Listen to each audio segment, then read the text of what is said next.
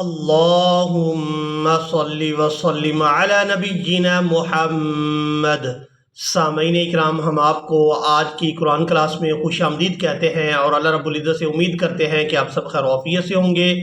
आज की इस वीडियो में हम सूरत अन-नहल का लेसन नंबर 16 मुकम्मल तजवीद और तलफ़्फ़ुज़ के साथ लफ़ज़ ब लफ़ज़ पढ़ना सीखेंगे।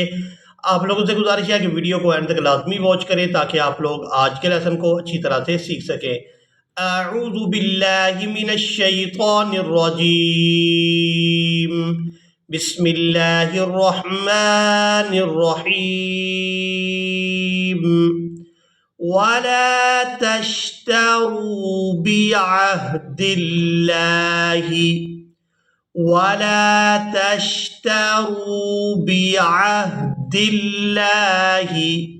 समनन क़लीला समनन क़लीला इन्नमा इंदल्लाहि इन्नमा इंदल्लाहि। यहाँ नून साकिन पर इख्फा करेंगे, यानी नून की आवाज़ को नाक में छुपा कर अदा करेंगे। इसके बाद लफ्ज़ अल्लाह के लाम को हमने पूरा अदा करना है क्योंकि इससे पहले वाले हरफ पर ज़बर है। इन्नमा इंदल्लाहि हुवा खैरुल लकुम इन कुन्तुम तालमून। हुवा खैरुल लकुम इन कुन्तुम तालमून। मा इंदकुम यनफदु मा इंदकुम यनफदु वमा इंदल्लाहि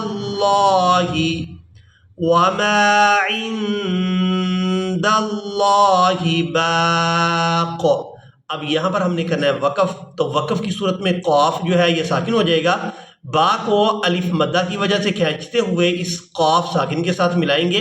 बाक़ वला नजज़ियन्नल्लज़ीना वला नजज़ियन्नल्लज़ीना सबरू अजरहुम बिअहसनी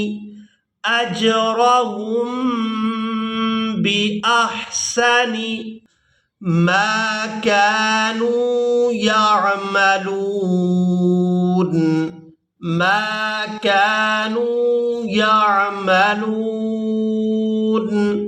मन अमिल सालिहम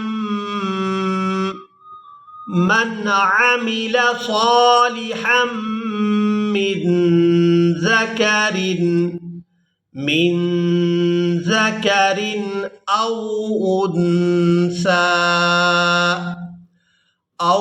उन्सा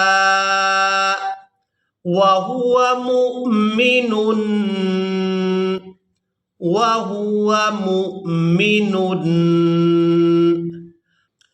फलनुहयियन्नहु हयातन तय्यिबह।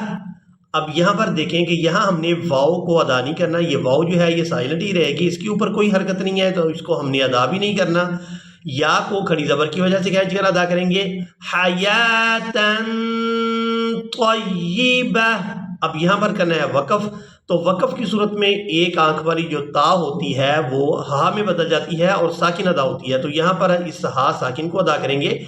बा हा ज़बर बाह तय्यिबह वला नजज़ियन्नहुम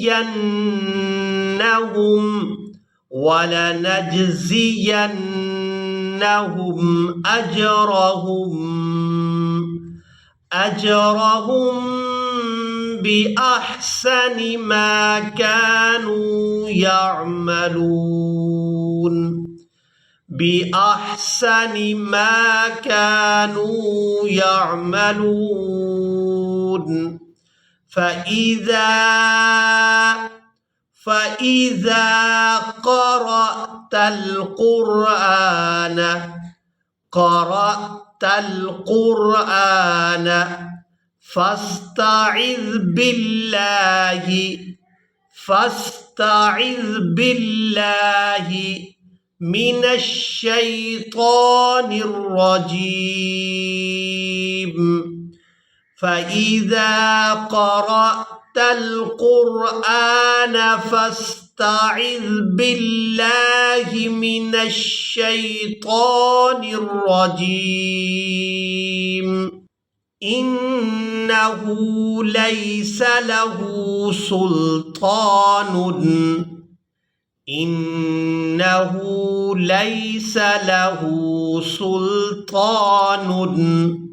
على الذين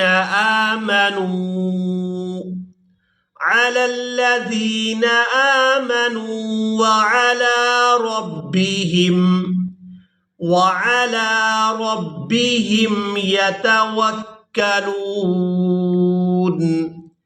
إنه ليس له سلطان على الذين آمنوا وعلى ربهم يتوكلون إنما سلطانه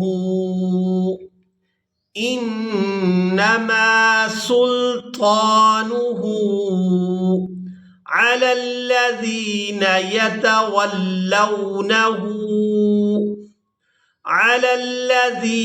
يتولونه والذين هم به مشركون إنه ليس له سلطان على الذين آمنوا وعلى ربهم يتوكلون إنما سلطانه